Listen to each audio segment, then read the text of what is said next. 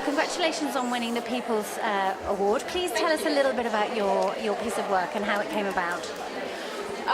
Yeah, well, lovely surprise, and I'm really pleased about that. So thank you everybody who voted for my piece of work. And obviously this portrait of David Bowie as his alter ego, Ziggy Stardust. And I've also painted it under an alter ego name. Obviously, many of us grew up with David Bowie. His music was a coming of age for those in the 70s and 80s. I was a teenager in the 80s, and he was just groundbreaking. And also his whole androgynous thing, and his playing with the alter ego with Ziggy Stardust.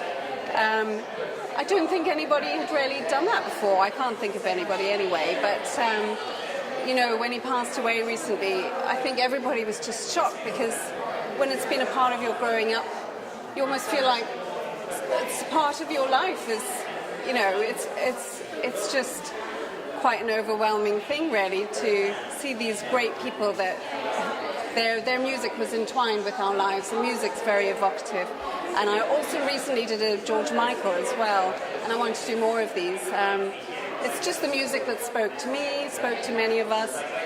I started doing work like this probably less than a year ago, probably about the autumn last year. I had done pop portraits before, and I had done abstracts with this sort of background before, and I had the idea to merge the two. So it's been a bit of a discovery, because I first started doing this several years ago, and I have other lines of work with cruise ships, and I do animal and wildlife artwork, so it's quite a departure. So it has in effect been a journey of discovery. So when I entered it into this exhibition, I thought that, yeah, it could definitely fit with a journey of discovery if I looked at the alter ego aspect of it. And yeah, I'm just really pleased, and thank you very much. And tell us what it means to you personally to win this award. Oh, it does mean a lot, because as I said, it's quite a departure from the work I usually do, so it was a little bit of a step into the unknown when I started doing this, and it just feels a real affirmation that it's a step in the right direction, and it allows me to be a bit playful in the work I'm doing. And yeah, as far as my own alter ego thing, I chose this name Darty because I wanted to do something quirky, and my granddad loved darts, and he used to play darts, and so I thought, you know, it's got the word art in it, and I play around. It's just a playful, funny, quirky thing. And obviously I've made it Union Jack because he's a very British icon. And yeah, so that's the little play between his alter ego, my alter ego. It's just a little bit of experimentation, really. And yeah, it does mean a lot, actually, because I feel like I want to do more of them now. So I'm very chuffed about it. Great. Thanks very much, Lynn. So Kirsten, congratulations on winning the Judges Award. Can you please tell us a little bit about your artwork and how it came about? I made something else specifically for this exhibition, and it turned out to be too small. It was absolutely perfect. It was about Arctic exploration and space exploration, but it was only tiny, so I had to use this one, which I made previously. But it does fit the bill because it's made with found pieces, so found pieces are in themselves a discovery. This is an old floorboard. I did do the carving, so that's the only actual alteration I've made. Everything else is stuff that I've found, acquired. I think these bits are from candles. They're the little bits that the wick sits in. My work is quite experimental, so I'll put things together, see if they match, and it's only when everything's in place that I'll glue it together. So this came out of collage. I started out making collages, and they got bigger and fatter, so I had to start making three-dimensional boxes. And this one is specifically based on the work of an artist who also made assemblages, Margaret Mellis. I found a postcard of hers in Cornwall at the Tates and Ives. So that was the beginning of this, which is why it was very much a journey of discovery, and why it's called the Game of Consequences, because that postcard led to drawings, paintings, etchings, and then eventually to this. And this is the final piece. So I'm done with that subject now. Fantastic, thank you. And can you tell us a little bit about what it means to you personally to win this award? I'm chuffed to bits. I'm absolutely chuffed to bits because my work doesn't sell very much, and I don't measure my success by sales. You can't. It's not a reliable measure. So the Judges Award means that I am connecting with people, and that something is obviously chiming with them. So I'm over the moon. Art sometimes can be an accident as well, because I made a sculpture, bigger woman in a water, and it will be fountain. And some base exploded, and I still wanted to show something, so I made the hands, and I made these hands that they would be together, like holding a treasure or some memory. So it's not hands like this, it's a lot in emotion, what I like focus, and it's like something very dear to you. So it's watermelon that could spin, and it's supposed to be like a fountain that I have a small pipe, but it's like safety issues and electricity issue that overflows here and goes through hands, so water flowing, and then it's just like tiny little treasure, crooked watermill in the hands, and any person can find something for themselves, like, or just enjoy water dripping, which is not dripping, but like, just, and walking from all three sides, because, you can look from there, like, it's something a bit. You sometimes create, you have a vision, but you have little time, so you still then work with reality, Yeah. Hello, I'm Penny Rundle, and this is my work over yonder. It's a piece of work based on my experiences of visiting Saunton Sands, and how that is a place that I suppose I like to discover on a frequent basis, and I like to experience in all sorts of different conditions. I go there a couple of times a year if I can. And this piece evolved after exploring a couple of other pieces based in the same area. It's quite bright because it's not realistic. It's as much as anything about memory and about how I felt as I began to paint it. And for me, the biggest part of it is actually these small gaps and spaces at the bottom of the work. So they're about holes and about ideas and about what might be lying beneath.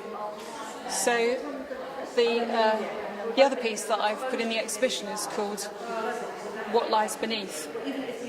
And that's a significant idea for me, that the work isn't just representational, it's also about the emotions, the feelings, the memories of a place. And I hope to a point this piece gets that across. I guess the colours are a fair indication that we're not working just from life, and our impressions of a space are, to me, why we make art. For me, I don't make art to record exactly what I'm seeing. It has to have lots of different layers for it to start to resonate with me as an artist, and I hope with anyone who sees it. So this piece was begun on the journey of visiting it in February, but I also visit Saunton Sands, so that's a place in North Devon. It's actually a 4-mile long, or maybe longer than that. I think it's a 4-mile long beach, sandy beach.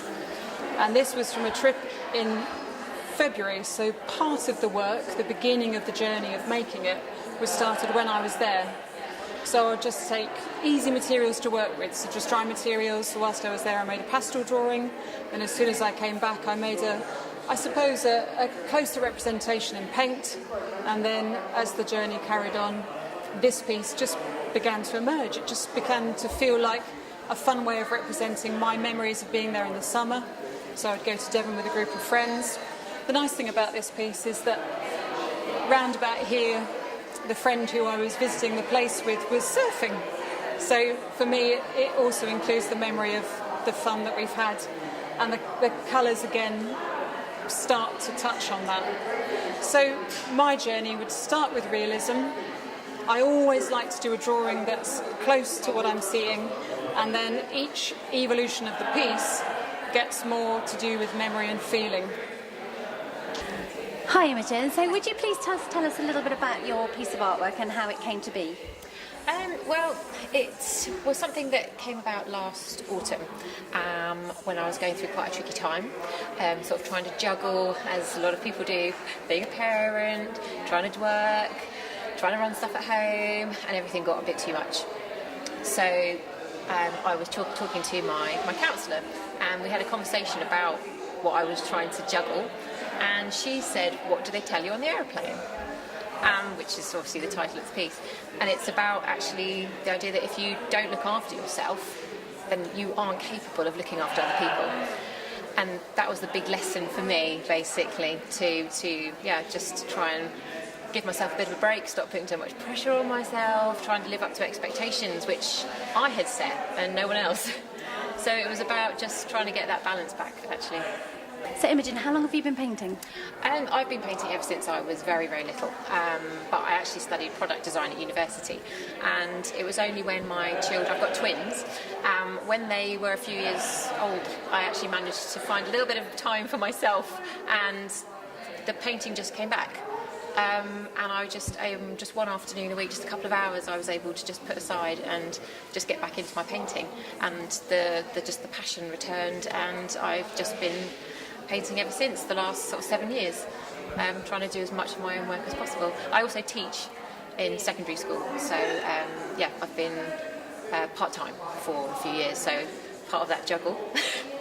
But yeah, always trying to find a little bit of time just to do my own work now. And do you think you're looking after yourself as in the picture at the moment?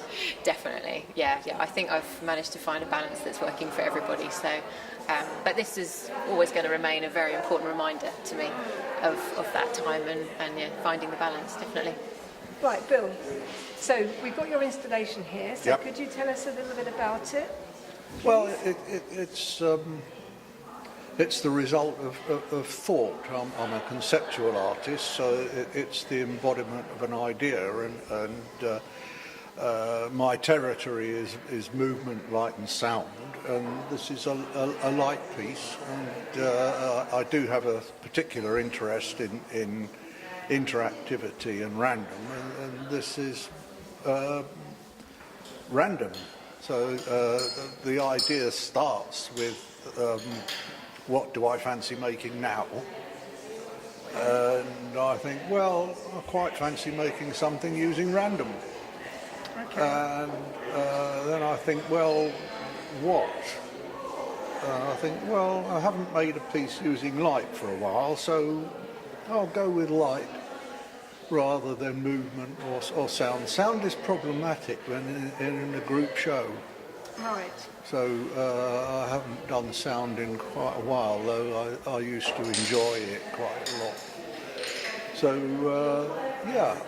so I thought, well, I want random and I want light. Where do I go from there? So I just continued to think, and then I pondered, and then I thought a bit more, and slowly but surely the idea crystallizes in my mind. The thing is that you have to have both a divergent and a convergent way of thinking. Right. So you have to be able to switch between the two. Okay. So you come up with an idea of what you want, then you've got the problem of how you make it. Okay.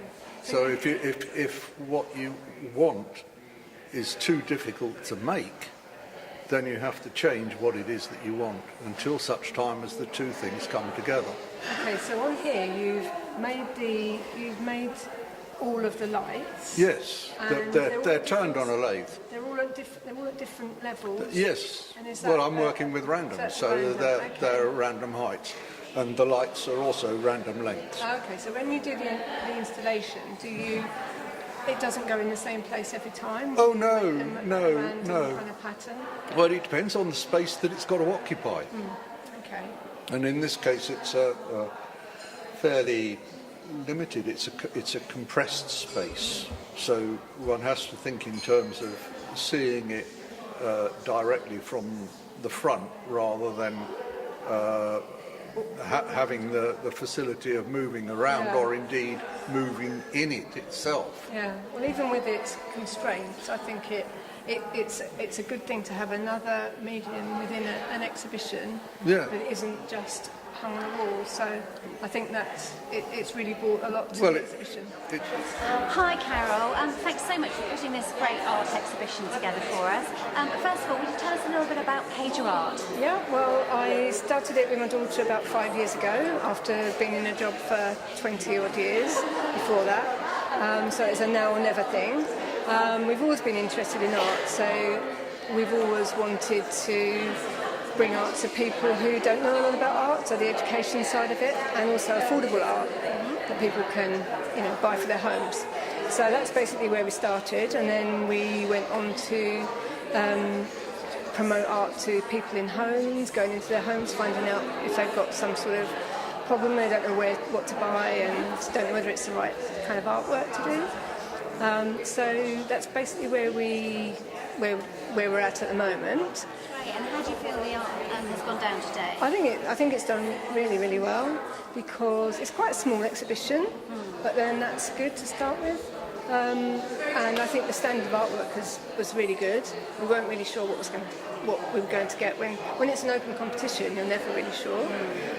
But it actually, I think, has shown that there's such a talent of people that live nearby or relatively nearby, that it would be lovely to be able to put exhibitions on a regular basis. Not just every 2 years, but always. So if there's anyone out there where we can put them on regularly, it's going to be good. Okay, so please tell us a little bit about the artist who won the awards today. Okay, so this one is the People's Choice, and obviously you can see that it's a popular subject. So the colours on it, it's very lifelike. It's a very skillful picture. So basically, it ticked all the boxes that we were looking for, because there is an alter ego of discovering your alter ego, which is good. And you can see that people actually like that one. And we've had a lot of people actually in the exhibition already to ask about it. So that's very good. So Carol, please tell us a little bit about why this one won the Judges Award. Well, this really ticked all the boxes because there's discovery of things that seem to be coming out of the picture. It's made with lots of found images, lots of found bits of this is material actually, and also the artist doesn't know how that's going to change over time, because this will probably tarnish slightly and it will fade slightly. So that's good. So it's discovering different things. I think it's very original, so I don't think you'll see something like it anywhere else, which is always a good sign. And the artist here has done something where she's thought about what she's doing rather than it being a commercial kind of, which isn't bad. It's not a bad thing, but she's really thought about what she's done there. So yeah, that's why we chose that one.